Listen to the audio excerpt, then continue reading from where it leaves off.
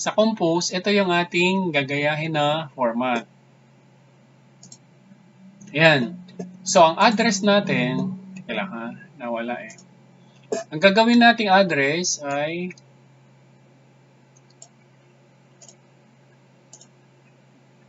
gulo. Ito. Ito. So, e-submission, recipient, ayan. Recipient e-submission. Ayan. Kung sana siyang nagano. Ayan. Tapos, subject.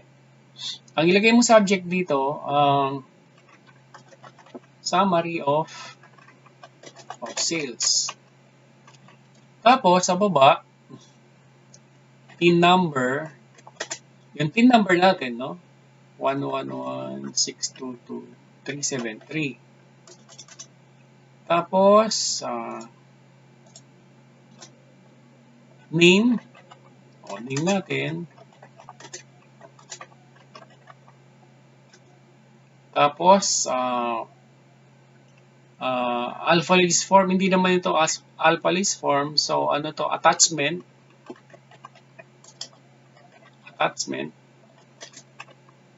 Actually, yun na yun eh. Summary of sales eh.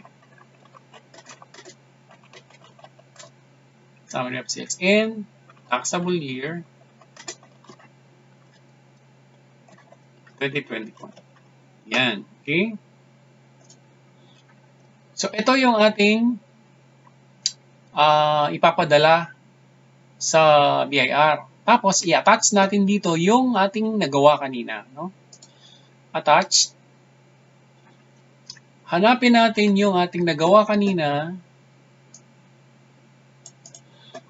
Nasa desktop siya. No? Nasa desktop. Kung saan sinave yung BIR Relief Program mo. Nasa desktop siya, nasa C. Sa akin, nasa C, no? Ito, BIR Relief 23. Ito, dalawa. Isang sales at saka isang purchases. So, sabay na natin ito. Sabay na natin. I-edit na lang natin yung sabay na natin i-save i-edit natin yung ating yan. Ito, ilagay natin dito, summary of sales and purchases. Para sabay ng i-email, no? Attachment, summary, attach and purchases. Lagyan natin ng S ito. Attachments. Ayan. Okay? So, e-submission, summary of sales and purchases sa subject. Tapos ito, ilagay mo to. And ito yung ating i-attach. Okay? Yan. Tapos send. Pag na-send mo na yan, makakatanggap tayo ng ganito. Sample lang, no? Makakatanggap tayo ng hanapin mo yung e-submission.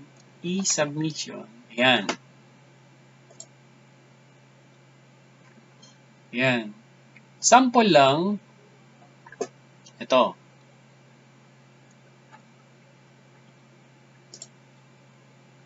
Ayan, ganito. So, pag nagpadala ka sa e-submission, meron kang marireceive na confirmation na ganito. This is to confirm receipt of the following. Total attachment received 1.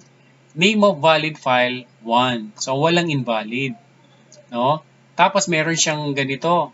May papakita siyang ganito na kung yung pinadala mo ay sales, so meron siyang ilalagay na attachment. Ito kasi, 1701 ito, no? Hindi ito summary ng sales. So, makakatanggap ka ng eksaktong summary of sales na ilalagay niya and purchases. Tapos may nakalagay, no errors encountered.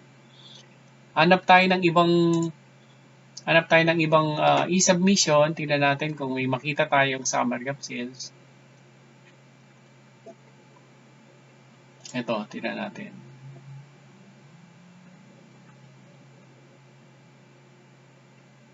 Hindi rin ito summary ng sales eh.